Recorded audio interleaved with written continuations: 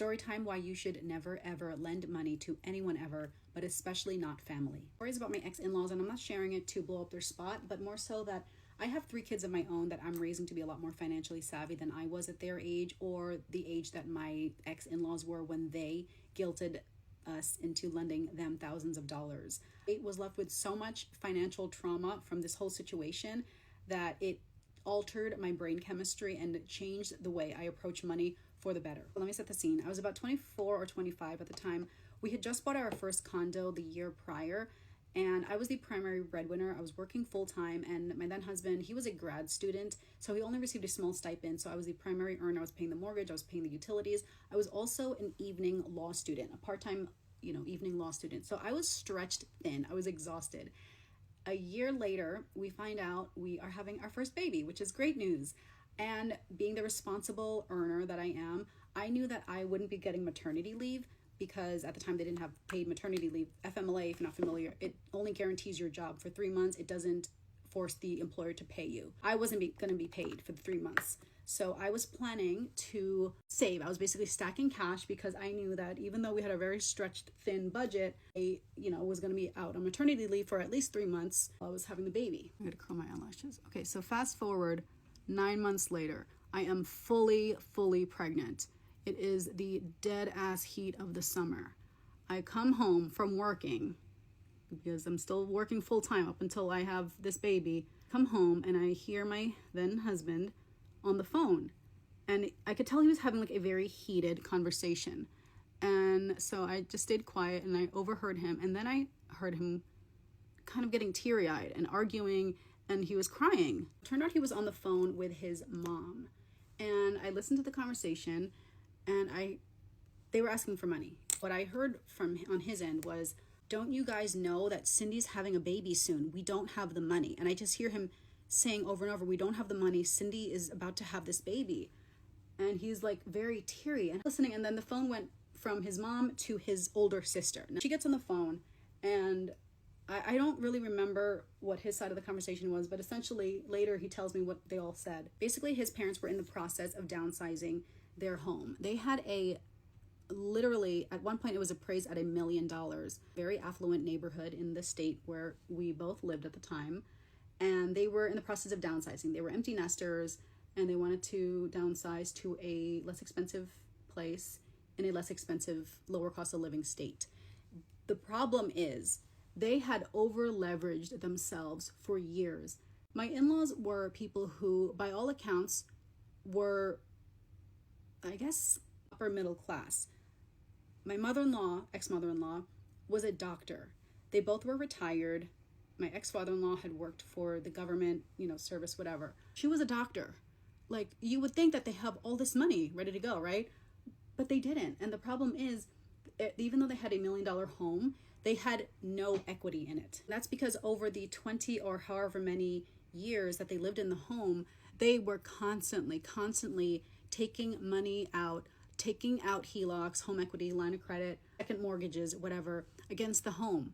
And look, do whatever you want with your money. I disagree with taking out HELOCs unless it's, something to do with the house generally. But they were taking money out so that they could finance new cars constantly. And also every time they would take, every other year, they would go on a very, grand vacation trip overseas to visit family for an extended time, and also bring their whole family. So all these trips were constantly being paid for by taking out multiple loans against the home. And the problem when you do that is eventually you will be underwater, which is what they were. They were so overextended on their home and what they owed on the house that even though the house at one point appraised at $1 million, and even though they had a buyer who was willing to pay the amount that they listed it for, the bank for the buyer wouldn't approve the new mortgage amount. And they were short $50,000. They were so cash strapped that they didn't have the $50K to get it to close. And they then were going around and asking everyone in the family, including the kids like us, who were expecting kids of their own, because I was 9 months pregnant. We're going around asking everyone if they could borrow thousands of dollars. Actually, now that I'm thinking about it, I forgot that initial call when I first walked in that day, they weren't even asking straight up for money. They were asking if they could use our excellent credit to open up a line of credit, open up a credit card, so that they could use that line of credit to pay for renovations to the house that needed to be done in order to sell it and to list it. And also, to go back, another reason that they were terrible with money, when my then husband and I were looking to get pre-qualified to, for a mortgage to buy our first home, that was when we found out that his father, because they had the same name, he was the third and his dad was the junior, their grandfather was senior. His father was in the habit of constantly opening up new credit cards, car notes in his son's name. So when we pulled up our credit report to get pre-qualified for our home, my then husband found out that he had terrible credit. His credit score was in the tank. And when they went back and looked at the actual credit lines, like the craziest one was he had a car note in his name from when he was in 10th grade. So we went through so much trouble to like clean it up. They, we made them, I guess, pay off some of the notes. I don't remember what it was, but finally we pre-qualified for this like very modest little house or condo. So they were initially asking if they could open up a credit card in our names, and he was refusing. He was saying, really, I'd really rather not. And, then he kept bringing up the baby and that I'm pregnant and, we need this money. It was when they got the sister on the phone, because she lived with in-laws at the time. They put the sister on the phone and she kept trying to guilt him, her own brother, and saying, well, it's just credit. You're not going to pay for your baby with credit, are you? Which was just such a crazy statement to say. Basically, they were asking for us to open up a credit card. We declined because I don't want to open up new credit. I was very diligent about protecting my credit and my credit score. I had about, at that time, something like $10,000 in my emergency savings, because that was what I needed to sustain us when I was going to be out on maternity leave. Eventually, they wore him down and wore us down and guilted us. They were like, well, we contributed this much to your wedding. We lent them $5,000.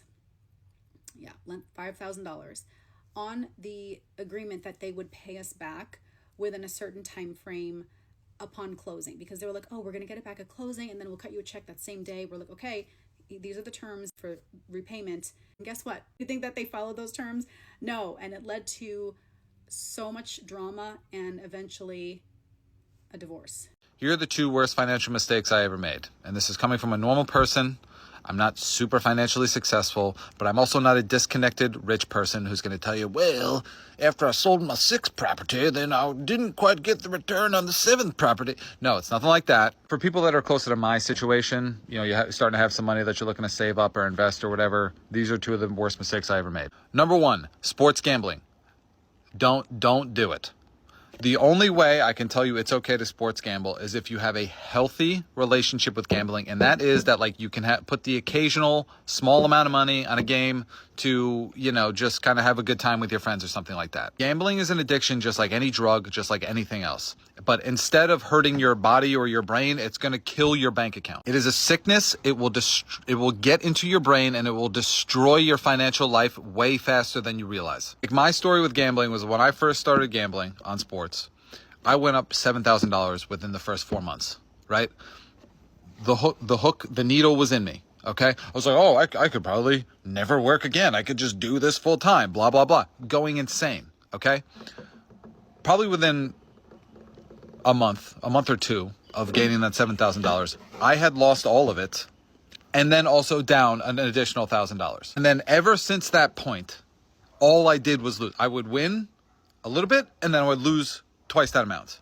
Until eventually I lost $12,000. So it's like alcohol. If you can maintain a very healthy, moderate relationship with it, then that's fine. But as soon as you understand that it's becoming a problem, as soon as you understand that it's becoming an addiction, you cannot do it. I'm telling you right now, it's designed to infect your brain. You will not win. This business wouldn't exist if you were going to win. People don't win. The companies win. The second thing is another form of gambling, the stock market. And I'm not telling people not to invest in the stock market. You should absolutely, if you're able to, put money into the stock market. But don't fool yourself into thinking that you're going to become a day trader. That is a mistake that I made, like a lot of people in 2020. I thought, oh, I'm going to become a day trader. I know a lot about stocks. Blah, blah, blah. No, I know nothing. There are people that dedicate their entire lives to studying financials, studying stocks that are still wrong all the time. If you're one of those people that is your job is to study financial reports and understand companies, then that is when like actual day trading makes sense. The mistake that I made is that all of my money the entire time should have been going into long-term index funds. What I did was I took a bunch of money, I put it into certain stocks. Some of them did all right, so I was like, oh, I know what I'm doing, blah, blah, blah. And then I put a bunch of money into other stocks and a bunch of them tanked, okay? The only stocks that have performed well consistently over time are long-term index funds. So if you're just going to dump your money in and forget about it, which is what you should do unless you are trying to day trade, which again, you shouldn't, unless you're trying to make that your long-term career, which you shouldn't, okay? Dump money into ETFs, forget about it, let it rise over time. It's going to crash. It will crash. That's an inevitability. People doomsday every year. Oh, the stock market crash is coming. Yeah, it's going to happen. It's going to happen. Okay. Keep investing. Keep putting money in, whether the stock market is high, whether the stock market is low. Pick index funds, dump it in, leave it, let it grow over time. The ones I recommend are the S&P, VTI, and VOO. Those are the ones that I'm most heavily invested in. So if you're like, wherever you're at in life, if you're starting to get to the point where you have some savings, you're starting to think about investing money, don't do those things. There are two things that I screwed up that I now have the benefit of hindsight to tell you, do not do it. I blew $30,000 when I turned 18. When I was 5 years old, we got in a super crazy car accident and we got crazy insurance money out of it, all of us. Mine just happened to be like a bunch because I had a lot of trauma to me and a lot of injuries. Could not touch that money until I turned 18. So on my 18th birthday, my mom and I literally that following weekend drove to New Jersey and cashed my check. I had $30,000 just sitting in my bank account. Insane as an 18-year-old. That day I went and looked at cars, bought my little Jeep. I did not want a car payment, so I just wanted to pay cash. So I went and I bought a car for that. That was probably 10 grand, maybe a little over. I had probably a little over 20,000 left to kind of just have for myself. You think me being the owner of this money now, I'll say, you know what, Mom and Dad, I don't want to touch this. Can you put this away in a savings account that I can't touch, that I can't see, and I won't be tempted? I put that in my PNC 0.1% APY savings account. And then I went into freshman year of college and went around asking every single person what they wanted and what I could buy for them. Swiping my card. You guys want to go to the mall? Sure, let's go buy 4 new pairs of shoes. You guys want to go out? I'll pay for dinner for 10 people. Like, what? What is wrong with me? You guys want new purses? Everyone gets a Michael Kors. You know how people are like, oh, if you could go back in time and tell yourself like one thing, what would you tell them? I would tell myself to not be a stupid idiot. Don't waste $20,000 on stupid stuff when you're a freshman in college. But you know what? Learn from your mistakes. I'm 25 now and I have learned to be smart with my money, and I think I can resonate with a lot of people who are in their early 20s who don't know how to manage their money and don't know what to do with their money. So that is my new purpose in life, is to speak from my experience with the experience that I had, and don't blow it. What's the worst financial decision you've ever made? Because some people would say that mine is investing money into an apartment that I don't own, but actually the worst financial decision I ever made was taking all of the Bitcoin that I had in Robinhood, selling it, and then rebuying it in Celsius a few years ago, because Celsius, if you stored your Bitcoin on their app, they would pay you interest weekly, because they would take your Bitcoin and lend it out to people and pay you interest on top of that, split their earnings with you. So at one point I was making $700 a week just by having my Bitcoin in there. And I continued to buy Bitcoin because Bitcoin is going up, and I was so excited and I was making all this money off it, and I was like, this is so great, I'm gonna have so much money. But you know what they say? Not your keys, not your Bitcoin. If you store your crypto on a third-party app, it doesn't actually fully belong to you. Things can happen.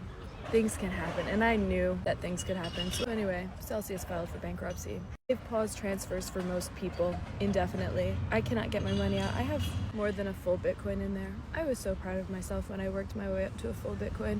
It took me a few years, but I got there, and now that money isn't mine anymore, and you just have to laugh. This is why. Never invest more money than you can stand to lose. I mean, that's a lot of money, but at this point, I just have to laugh. I won $100,000 after winning America's Next Top Model in 2017, and here is the story of my biggest financial mistake of my life. So after I won the show, they actually gave me a check for $100,000. Boom, baby, I'm rich. And for some reason, my little itty bitty undeveloped brain thought that that meant it was $100,000 post-tax. Like, they obviously already took out the game show tax because I got a check for $100,000. Newsflash, not the case. So anyways, I go and spend the $100,000. I paid $60,000 for an apartment in New York, but I had a roommate paying me back, and then I subleased it and they paid me back. Anyways, it wasn't that horrible of an investment, but obviously not the smartest thing I could have done. And then the rest of the money I spent taking my family on like nice dinners, and I bought one pair of shoes. And anyways, I spent the entire $100,000. I also got a car. Like, yeah, I spent the money, okay? What I should have done was put aside 35 to 40% of the money for taxes so that I'd be ready to pay that. But I didn't do that. I spent it all. And so I spent the next several years paying back the money in taxes to the IRS. Whenever you watch a game show and you see like, oh my God, they won $10,000 or they won a new car or whatever it is, just take that with a grain of salt, because not only are they going to be taxed on the actual cashola that they bring home, but like when you get a free car, you don't really get a free car. You have to pay the taxes and then all the other things that come with winning a prize on television. For the $1 million that you win on Survivor, you probably got to pay like $400,000 in taxes. That's nuts. But anyways, anytime I talk about this, people always freak out and they're like, oh my God, you're such an idiot. It's like, yeah, I was kind of an idiot. That's why I'm making this video in hindsight, okay? Lesson learned, and yeah, always prepare for taxes, everyone. I owe a mortgage amount of student loans. Yep, that's how much I owe. And I have paid $165,356 towards this amount. But here's the thing. When I started, okay, I owed $96,000. So again, I borrowed $96,000. I have paid $165,356.46, and I still owe $220,810.73. Let me explain to you how I got in this predicament. I have a bachelor's degree and a master's degree. I am a PA, and I make good money. I'm not going to lie. Unfortunately, that good money is still not enough to pay this, right? And so I worked for a nonprofit hospital for the first 2.5 years out of school. My plan was to work for that hospital for a decade and apply for public service loan forgiveness, okay? I even asked our HR department, does this qualify? And they said yes, and that numerous of my colleagues are also eligible, and they have filled out the paperwork and they are working towards loan forgiveness. But for some reason, when I applied and I filled out the paperwork online, on paper, I did it literally 8 times. That's not an exaggeration. I got denied 8 out of 8 times to even make payments towards the public service loan forgiveness grant. The Department of Education decided that me, and only me, at my entire hospital works for a for-profit hospital, but all of my coworkers, they work for a nonprofit hospital, despite us working for the same hospital. Now, I called the Department of Education numerous times, and I explained the scenario to them numerous times, and I, at one point, was on hold for 8 hours to talk to somebody, and then when I finally got a hold of them, they said, there's a glitch, and I don't know how to help you. Cool, that's great, thank you. So after 2.5 years of making payments and stuff, and all of them not even being counted towards the PSLF, Public Service Loan Forgiveness, I thought, why am I working here? I don't even want to work here. I was only doing it for this reason, and so I'm going to leave. Something I also failed to mention is that since graduating, my loan has been in forbearance. I never put it in forbearance. In fact, I even signed up for the income-driven repayment plan. I signed up later for the SAVE plan. I kept submitting my income. I have submitted my taxes. My loan has been in forbearance, and I have been making these payments on my own, because when your loan is in forbearance, you cannot sign up for automatic payments. You have to just keep dropping it on your own. Again, I called the Department of Education and explained this to them, that I don't know why I'm in forbearance. I'm trying to make payments. I am making the payments. Get the forbearance status off of my loan so I can sign up for auto pay, so I don't have to log in here and look at this number and have a panic attack every month. They said, we don't know why it's in forbearance and we can't get it out of forbearance. There's a glitch. That's also part of the reason you're not eligible for the public service loan forgiveness, because you're in forbearance. I graduated in 2022. I have been in forbearance status for 4 years and I can't get out of it. Now, my servicer is Mohila, which has been sued for doing this exact same thing to its borrowers. I am trying not to cry at this point. I am going to just be in debt forever because I have borrowed less than half of this amount. I have paid almost double what I even borrowed in the first place, and I owe so much money.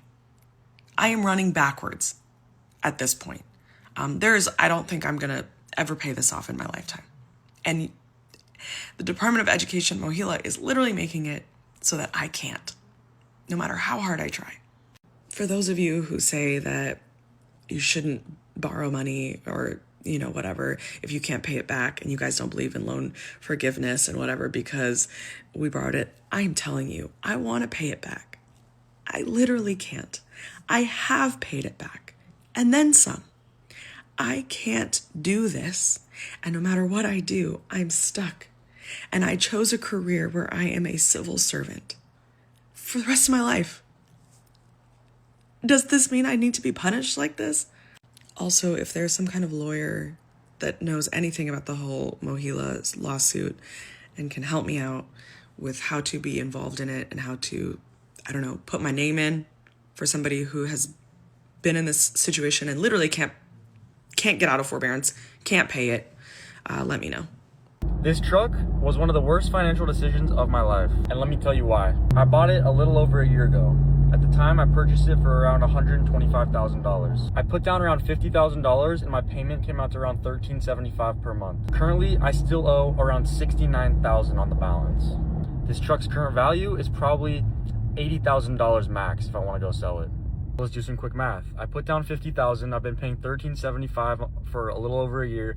That's around $17,000 in payments. So I'm around $67,000 into this truck. Now, like I said, if I go to sell it, if I want to do a quick cash offer from a dealership, I'm gonna get $75,000. If I want to, take my time, sell it on the secondhand market, I'll probably get around $80,000. So I owe $69,000. So I'm gonna get back around 9 to 15K. Let's call it 10K just to be on the conservative side. I'm gonna get back 10K on this truck. Now we get back 10K. Let's subtract that from the $67,000 that I've put into this truck. That's $57,000 to own this truck for a little bit over a year. That is upwards of $5,000 a month to own a $100,000 truck. Guys, that is insane. I could have been renting a Rolls Royce for that much a month. So now let's do the math. If I would have put that $57,000 into Section 8 real estate instead of buying this truck. So that $57,000 could have got me 3 Section 8 properties. Each of those properties cash flowing right around $500 a month. So with those 3 properties, I would have made $18,000 in that year of ownership.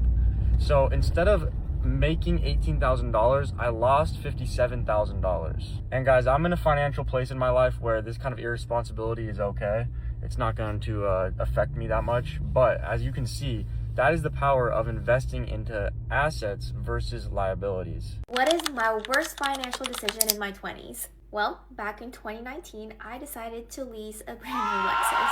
Looking back at it now, I'm just like, what the fuck was I thinking? And to make it worse, I decided to buy it after the lease had ended. Let me explain why it was such a terrible idea. So here's the thing. Back then, I was naive, I was young. I thought leasing was the perfect solution for me to be able to drive a nice car. The monthly payments were a lot lower than if I had bought the car. And I don't know, I just felt like I was treating myself. I thought like, hey, I got investing money now. I can definitely afford this. I didn't realize that leasing was the most expensive way to drive a car. When you lease, you're paying to borrow the car. At the end of the lease, you paid thousands of dollars and you still don't own the car. On top of that, there are mileage limits, there are fees for wear and tear. It's just a lot. And of course, I didn't think about it at the time. I was just really excited to drive a fancy car. The red interior literally sold me. At the end of my lease, I decided to make another bad financial decision by actually buying it, because after making the lease payment and financing the purchase, I ended up paying way more than what the car is worth. I am never doing that again because I am running this car to the ground. Looking back, I realized that I just got caught up with driving a shiny new car because honestly, that car did not make me any happier or make me feel more successful. It definitely drained money that I could have used to save and invest. I'm gonna be driving this car forever until it dies on me. Here's 5 money mistakes I made in my 20s and what I would do differently if I was in my 20s right now. Number 1, I racked up $12,000 in credit card debt and I paid only the minimum payments. Ask me why, I do not know. If I could go back now, I would not open a credit card unless I understand how the interest works, and I would pay off my credit card at the end of every single month. Number 2, I ignored my student loans because I didn't have a real job, and also I was hoping they would be forgiven.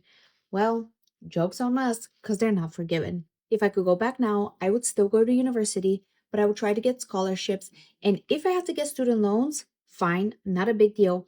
I would make a plan to pay them off as soon as I finish school. Number 3, I didn't invest because it was too difficult to understand, and also I had plenty of time.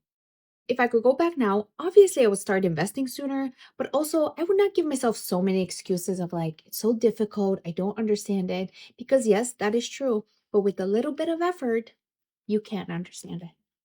Number 4, I moved out of my parents' house way too quickly when I had the option to stay. My relationship with my parents was not the best, but it was definitely nowhere near for me to have to leave, right? I spent so much money on rent and other stuff for housing that I just don't think it was worth it. And if I could go back, I would stay with my parents up until I finish university and until I find a good paying job. And number 5, I feel like we've all done, but I just shopped entirely too much when I didn't have the money to be shopping.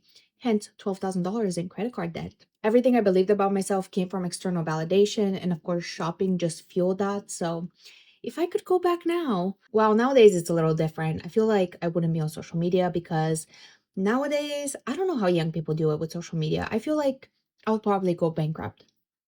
And of course, you live and learn. But also, if my young self knew the information that I'm saying right now, would I still apply it? The chances are slim to none. Yesterday, I decided to share something very vulnerable. So welcome to my debt payoff journey as a millennial mom who was never taught finances. And I are in 6 figures of debt. And we are in a good position where we can start paying it off. But seriously, nobody taught me about finances growing up. Nobody explained credit cards, budgeting, how interest works, investing, literally nothing. And I don't know if you felt this way, but once I was on my own and officially an adult, I think everyone just expected me to know how money works. I would just swipe that credit card and worry about it later. Using shopping as a little dopamine hit after a long day of motherhood, financing everything because I thought that was the solution. And it's honestly so easy to do nowadays with Afterpay, Affirm, etc. And then one day, a little birdie finally got in my ear, aka my husband, and I finally listened. And I finally snapped out of it and realized how much these little purchases have been adding. And honestly, the hardest part for me has just been the shame around it. Embarrassed because I don't have it all figured out. Feeling behind, especially as a 32-year-old. And I'm trying to remind myself that being uninformed doesn't make me stupid. So this is me learning in real time, budgeting badly sometimes, making mistakes, and of course, trying again. And really just trying to break those habits that became emotional coping mechanisms. Now, I'm not going to be a finance influencer overnight, just trying to give my family a little bit more peace. And maybe if you're in the same boat, this is your sign that maybe you can start figuring it out now too.